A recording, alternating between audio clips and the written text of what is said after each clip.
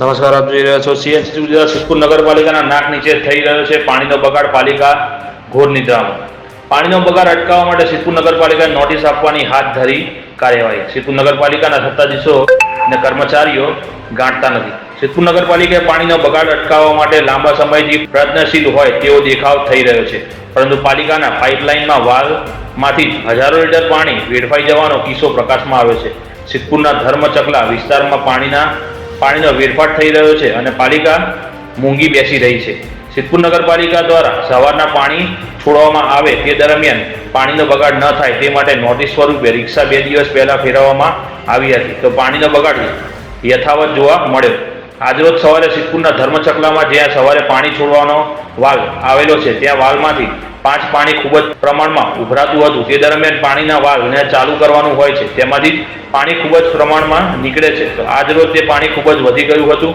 તે દરમિયાન સવારના સિદ્ધપુર ચીફ ઓફિસર અને નગરપાલિકાના પ્રમુખને ફોન કર્યો હતો, પણ તેમનો ફોન ઉપાડવામાં ન આવ્યો હતો. ત્યારબાદ ચેરમેન ચિરાગભાઈ શુક્લને ફોન કર્યો હતો, તો તેમણે જણાવ્યું હતું કે એ વાલ બગડેલ છે, તો એનું કામકાજ તાત્કાલિક ધોરણે કરાવી દઈશું અને પાણી ન બગડે તેવું પણ કીધું હતું અને એ કામ ટૂંક જ સમયમાં કરાવી દીધું હતું અને આમ પાણીનો બગાડ થતા અટકાવ્યો હતો.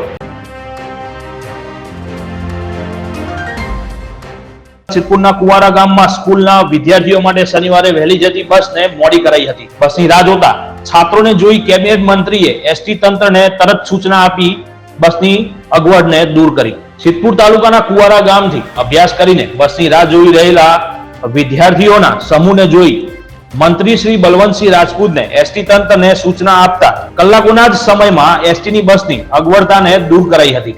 સિદ્ધપુરના ધારાસભ્ય તથા ગુજરાત સરકારના હાલના ચાલુ કેબિનેટ મંત્રી બળવંતસિંહ રાજપૂત પોતાના નિત્યક્રમ પ્રમાણે દર શનિવારે પોતાના મત વિસ્તારના ગામડાઓમાં એક શુભેચ્છા મુલાકાત લેતા હોય છે. ત્યારે ગત શનિવારે કલ્યાણા ગામથી સિદ્ધપુર પરત આવતા રસ્તામાં કુવારા ગામે આશરે 11:30 કલાકે કુવારા રોડ પર આશરે 50 થી 60 વિદ્યાર્થીઓનું ટોળું ઉભેલ જોઈ મંત્રીએ પોતાની ગાડી જાતે ઊભી રાખી વિદ્યાર્થીઓને પૂછપરછ કરતા વિદ્યાર્થીઓ દ્વારા એવી માહિતી મળી કે દર શનિવારે તેઓની સ્કૂલ 11:30 કલાકે છૂટે છે, જ્યારે કુવારાથી અમારા ગામડે જેવા કે મેત્રાણા, રસલુપુર, ઉમરુ જેવા માટે 11:15 કલાકે બસ નીકળી જાય છે. ત્યારબાદ 12:30 કલાકે બસ મળે છે.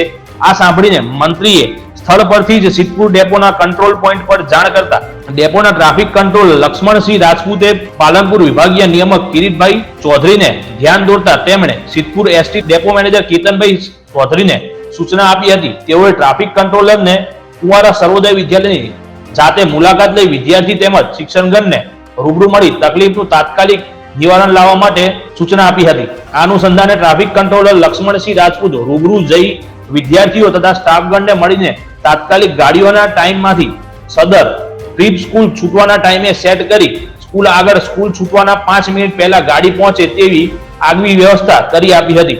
વધુમાં ડેપો મેનેજર ચેતનભાઈ ચૌધરી દ્વારા તાલુકાના તમામ હાઈસ્કૂલના પ્રિન્સિપાલના મોબાઈલ નંબર લાવી Siddhpur S depot control room એવું વોટ્સએપ ગ્રુપ બનાવી તમામ સ્કૂલના જે તે ફરિયાદ કે સૂચનો હોય તે ગ્રુપમાં લખવા માટે ગુજરાતમાં પ્રથમ પહેલ કરી છે. અમૃત ભારત સ્ટેશન યોજના અંતર્ગત પાટણના વર્ષો જૂના રેલવે સ્ટેશનની જગ્યાએ નવું આધુનિક સુવિધા યુક્ત હેરિટેજ રેલવે સ્ટેશન બનાવવા રેલવે વિભાગ દ્વારા લગભગ 38 કરોડનો ખર્ચ મંજૂર કરાવ્યા બાદ છેલ્લા કેટલાક દિવસથી રેલવે સ્ટેશનની જગ્યાની માપણી ચાલી રહી હતી. ત્યારે વર્ષો જૂના રેલવે સ્ટેશનને તોડી પાડવાનું કામ હાથ ધરાયું છે. હાલમાં વૈકલ્પિક ધોરણે ટિકિટ બારી બનાવવામાં પણ આવી ચૂકી છે. ભારતીય રેલ આધુનિકરણની દિશામાં ઝડપથી અગ્રેસર થઈ રહ્યું છે. સમગ્ર દેશમાં રેલવે સ્ટેશનોને વિશ્વ કક્ષાની સંસ્થાઓ તરીકે એક અનોખું વિકસાવવાનું કામ ઝડપી ગતિએ થઈ રહ્યું છે. ભારત સરકાર દ્વારા શરૂ કરવામાં આવેલ અમૃત ભારત સ્ટેશન યોજના અંતર્ગત ગુજરાતના 17 થી 18 રેલવે સ્ટેશનો આધુનિક અને અત્યાધુનિક અને સુવિધાઓ સાથે પુનઃ વિકાસ કરવાના રેલવે વિભાગના પ્રકલ્પમાં પાટણના વર્ષો જૂના રેલવે સ્ટેશનને અત્યાધુનિક બનાવવા માટે અંદાજે લગભગ 37 થી 38 કરોડ જેટલી મોટી રકમ ફાળવવામાં આવી છે.